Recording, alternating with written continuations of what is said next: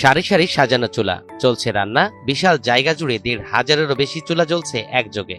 দিনরাত ২৪ ঘন্টা দেশের বিভিন্ন স্থান থেকে আসা ভক্তদের জন্য রান্না চলছে। রান্নার কাজে নিয়োজিত রয়েছেন ২০,০০০-এরও বেশি স্বেচ্ছাসেবক।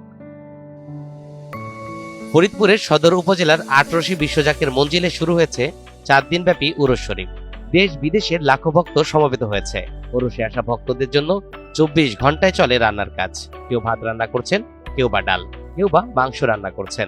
ভাত, ডাল, গরুর মাংস, আলু এবং যত প্রয়োজনের এই আছে খুব সুন্দর। মানে আমাদের যে মহাসম্মিলনে আমার হিজবুল্লাহ ইমামের হুকুমে আমরা প্রতি সপ্তাহে খালি একমাত্র ৫ ওয়াক্ত নামাজ বাদে প্রতি ওয়াক্ত আমাদের মোটামুটি লক্ষ মানুষ খাবার খাইতেছে। ২০২৬ এই বিশ্ব জাকের মন্দির ভাই শেষে দরবার শরীফে আমাদের প্রায় ৫০ লক্ষ লোকের আয়োজন।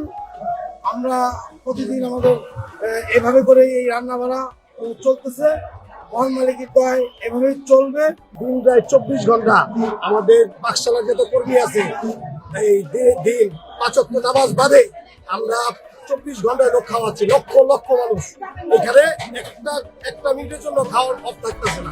প্রতি ঘন্টায় ২ থেকে ৩ লাখ নারী পুরুষ ভক্তের খাবার রান্না হচ্ছে এখানে। খাবারের মধ্যে রয়েছে ভাত, আলু দিয়ে ডালের লাবড়া, গরু, খাসি, মুরগি ও দুম্বার মাংস। মুসলমান ভক্ত ছাড়াও অন্য ধর্মের মানুষরাও এখানে আসছেন।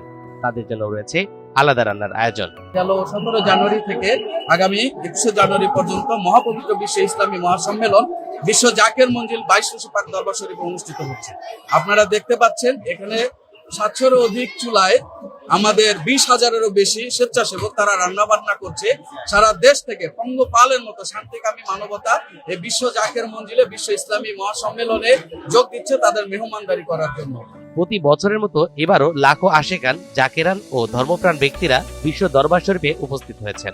মনের নেক আশা পূরণের জন্য করছেন ইবাদত বন্দেগী। আগামী ২১ জানুয়ারি পর্যন্ত চলবে বিশ্ব জাকের সম্মেলন।